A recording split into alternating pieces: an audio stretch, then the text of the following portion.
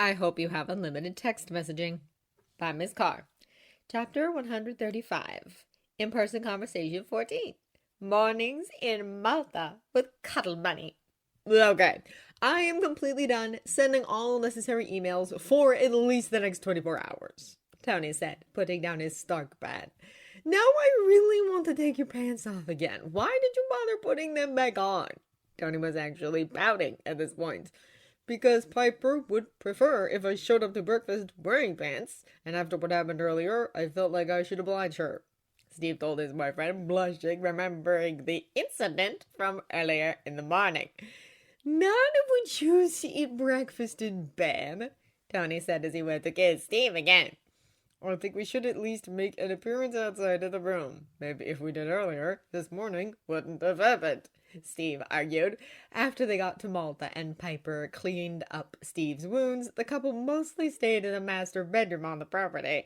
The only break was 2 nights ago when they had dinner together with the other secret Avengers and tried to talk about what each side needed from a new Accords. Surprisingly, that went better than Steve thought it could, which meant nobody ended up covered in bruises, and there was no property damage. That was all he could hope for at this point. After that, Sam and Natasha left for a mission. They were still trying to track down the guy paying for the watchdogs.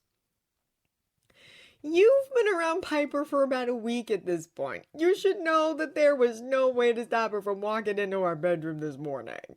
Although she should have known that I would have been both Tony! Steve exclaimed. Hey, if you can do it, you can say it. I'm not into exhibitionism. Which is sad because I really wanted to take you to the beach today. We can still go to the beach.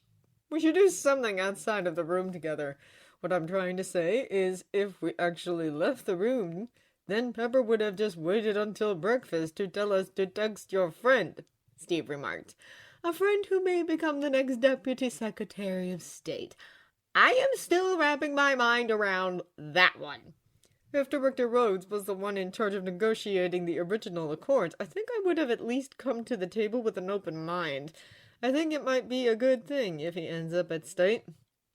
Especially because Madeleine Rice is not an underqualified asshole. Like, seriously, why did President Ellis not make her secretary last time? Siberia would have never have happened. I'm like 90% sure Ross's appointment was a Malik suggestion, but I can't prove it. He was appointed only 11 months before Malik was exposed as Hydra. Okay, yes, that was right during the murder bot fiasco, but still. I wouldn't be surprised if Ross was suggested to be Secretary of State by the guy who ordered Manhattan to be bombed. Hydra would want to keep the world unstable, Steve argued. Ross did a really good job of that. Besides, even on a more personal level, Ross is not someone I could have trusted even before some of the more recent revelations. I know what he did to Bruce. That's a major reason why I couldn't sign on, Steve explained. See? We should have had this conversation in April.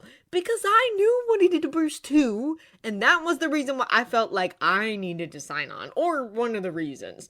Dr. Banner and Mr. Hulk could defend himself against General Asshole. Miss Marvelous and Spidey Jr., not so much. Especially with the asshole father. I had to be at the table to help them.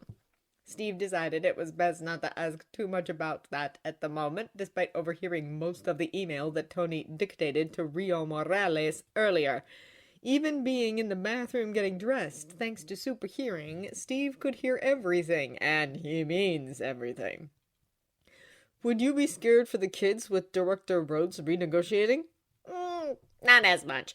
Plus, Tuesday made a lot of countries realize the danger of the database. Although Australia kidnapping and doing testing on an Aboriginal man who just happened to have inhuman powers should have sent up red flags before. But here we are. It should have, Steve agreed. At a minimum, I can trust Rhodey to look out for the interests of everybody. I think he would do a good job.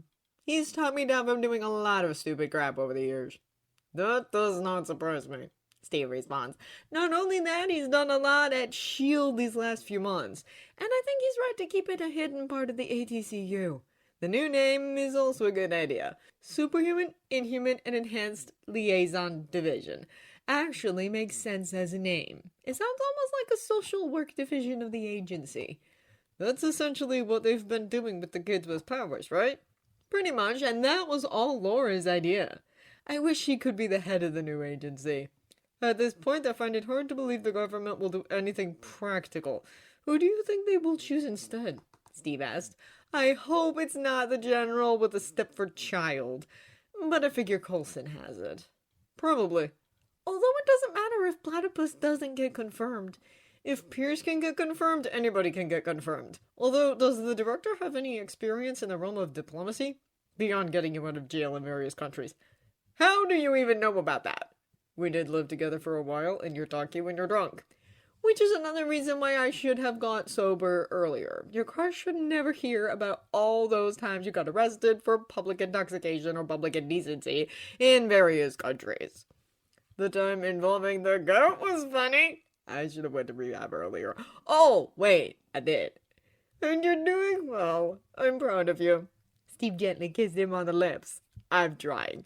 Does dealing with my board of directors on behalf of the U.S. government for decades count as diplomatic experience? I mean, you know they're assholes. Are they still trying to lock you out of the company again because you're publicly dating a man?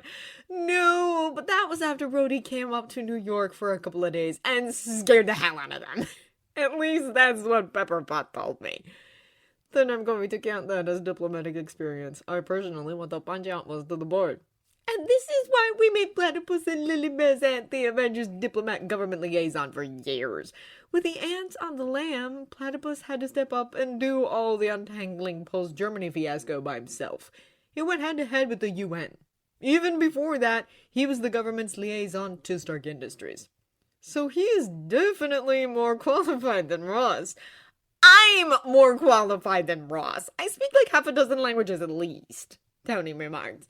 You also have a moral compass. That's kind of broken. I don't think it is. So you're hiring Miles' mom to get her away from her estranged husband? You were totally listening in for the bathroom. Well, it was hard not to pay attention after Mary started yelling at you, especially with the super hearing.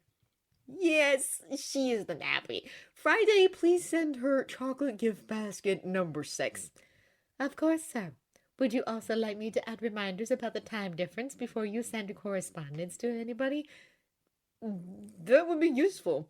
So what's happening with the Morales family? Steve asked, genuinely concerned. It's all a mess. So Daddy Spider is either undercover with the Watchdogs or actually a member of the Watchdogs. And well, if your 6-year-old has superpowers, it might be best for him not to be anywhere near Spidey Jr. either way. Because they might demand that you test your loyalties on your own child. And that can be traumatic. Mommy Spider is a mama bear as much as Spider Ant. So of course she will want to get away. Hopefully Mary will take care of everything once it gets to be a reasonable time in New York. I will make sure of that, boss, Friday responded. This is totally why I prefer AI assistants. But occasionally you need people. Tony leaned over to kiss Steve at that moment. Sometimes people can be good. Especially because I'm going to go make you French toast while you shower. I will even stuff it with blueberries and goat cheese. I totally love you. I know. You saw the ring, didn't you? And you already know that because you asked Leo for help. But you didn't say anything. I figured that you were ready to talk about it. I figured that when you were ready to talk about it, you would bring out the ring. See, these types of assumptions led to Siberia. We will do better, and I wouldn't be opposed to being with you for the rest of my life. Same, especially when you make me blueberry French toast. Shower first, then food, Steve said, pushing Tony to the shower just after giving him a gentle peck on the lips. Yes, sir.